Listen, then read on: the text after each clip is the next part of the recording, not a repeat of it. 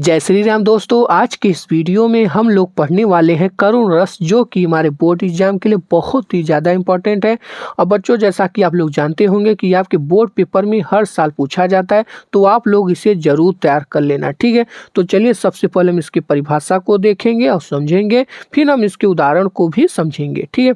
तो देखिए, हमारा परिभाषा इस प्रकार है कि जब किसी काव्य या रचना को पढ़कर या सुनकर हमें शोक की अनुभूति होती है, उसे करुण रस कहते हैं।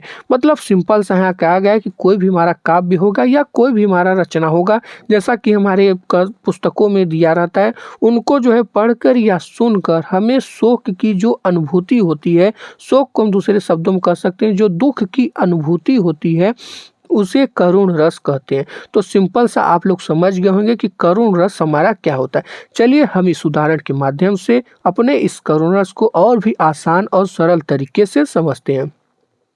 तो हमारा उदाहरण इस प्रकार है कि तुझसे नाराज नहीं जिंदगी, हैरान हूँ मैं, तेरे मासूम सवालों से परेशान हूँ मैं। तो इस उदाहरण में देख सकते हैं कि कोई भी एक क्या है, व्यक्ति है, जो क्या कर रहा है कि अपनी ज़िंदगी के बारे में कर रहा है कि तुझसे नाराज नहीं जिंदगी, हैरान हूँ मैं, तेरे मासूम सवालों से परेशान हूँ मैं।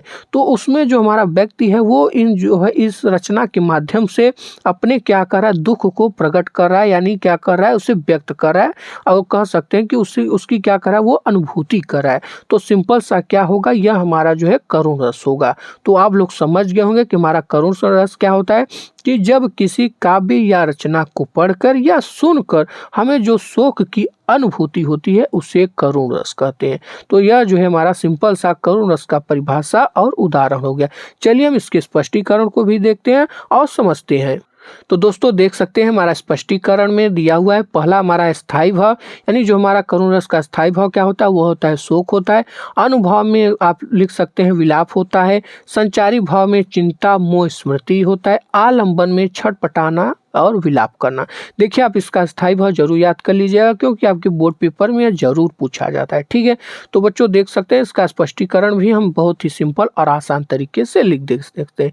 और एक बात और, आप लोग हमें कमेंट बॉक्स में जरूर बताएगा कि इस बार जो है आपके बोर्ड पेपर में कितना टारगेट है, यानी जो है आप लोग किस मकसद के साथ अपनी बोर्ड की तैयारी करें। तो आप लोग हमें जरूर में बताएगा कि आपकी बोर्ड परीक्षा में कितना टारगेट है, 90 या 95%, कमेंट बॉक्स में जरूर बताइएगा।